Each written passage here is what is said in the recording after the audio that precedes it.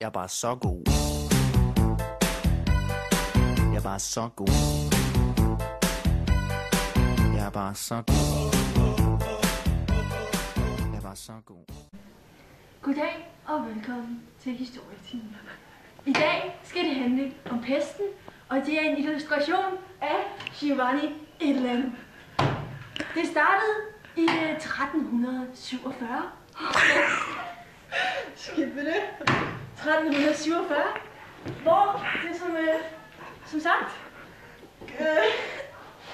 kom fra Mellemøsten. Så går vi over til fra det fjerne østen. Fjerne østen simpelthen. Fjerne østen. Så går vi over til den fine assistent her, som vil vise, hvordan det fungerer. Ja, der var sådan en mand uden pest, og så en mand med pest. Og så sejlede de simpelthen Lyt godt efter. hele vejen over til Europa. Ja. Og hvilken del af så Europa? Kan du lige udpege det? Nej. Det er godt. Det er godt. Okay. Og så, da det var i Europa, så kom det ned her til Firenze. Så hvis du lige flytter dig lidt, så kan man se, det er rigtigt faktisk. Jeg ved ikke helt præcis, hvor Firenze det ligger. Men det ligger her et eller andet sted. Ja. Da de så kom ind til Firenze, så begyndte folk at blive syge. Han er meget syg. Kan du se det? Pest. Med pest. Med pest. Okay. Ja. Og da det så var kommet til Firenze, så begyndte folk jo lige pludselig at dø af den her pest. Og folk, de behandlede hinanden forfærdeligt, siger jeg til dig. Forfærdeligt. Nå, jeg er pest. Hvad er det? Man fik både pest af at røre ved mennesker, der havde pest. Nej, klamme pest. Fuck os, mand. Men man fik også pest af at røre ved folk med pestens ejendele. Velkommen tilbage. Når man havde pest, så fik man sådan nogle symptomer. Og som en pæn assistent herovre har tegnet, så har jeg tegnet en mand, som faktisk har pest. Det startede med, at de fik næseblødning. Så fik de nogle gustne eller sorte pletter. Og til sidst, så kunne de få svulster, der startede under armene og bredte sig hen til andre steder på kroppen. Jeg tror lige, du skal holde pause. Vi skal fandme høre efter, hvad vi siger. Er I med? Så kan du fortsætte her. Men og der var ikke rigtig noget, man kunne gøre ved det. Andet end at dø.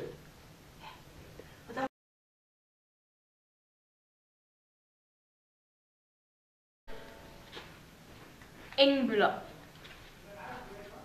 Anden dag, lidt bylder. Tredje dag, død.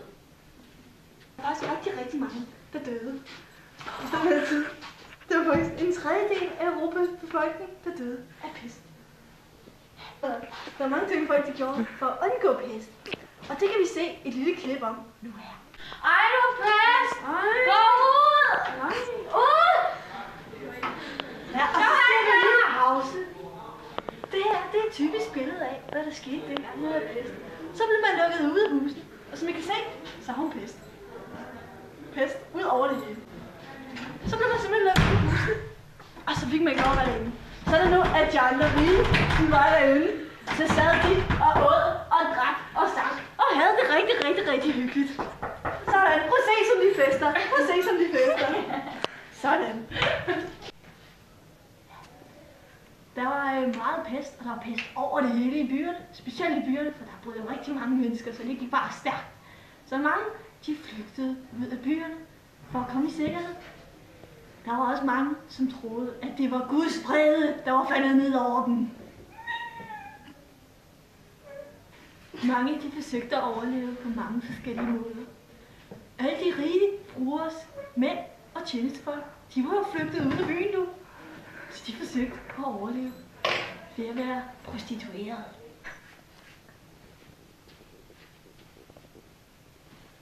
Jeg var engang rig.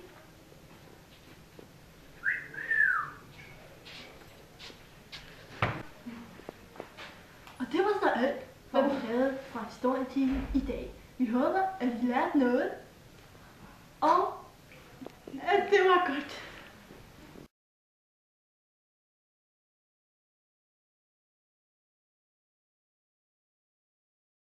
Jeg er bare så god. Jeg er bare så god. Jeg er bare så god. Jeg er bare så god.